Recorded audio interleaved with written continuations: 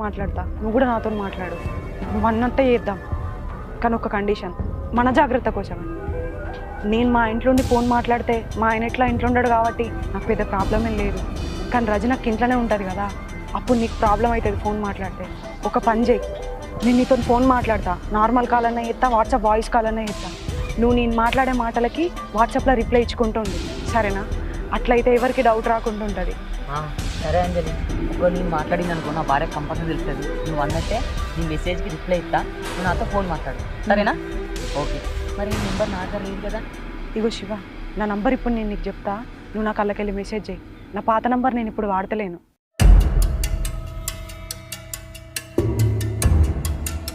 అంజలి, ఇక్కడ ఎవరైనా చూసినాక బాగుండదు, నేను వెళ్ళిపోతా, సరేనా? నీకు ఇంటికి వెళ్ళాక మెసేజ్ పెడతా, ఫోన్ చేయి నాకు, సరేనా? బాయ్ బాయ్, వెళ్ళొస్తా. సరే శివ.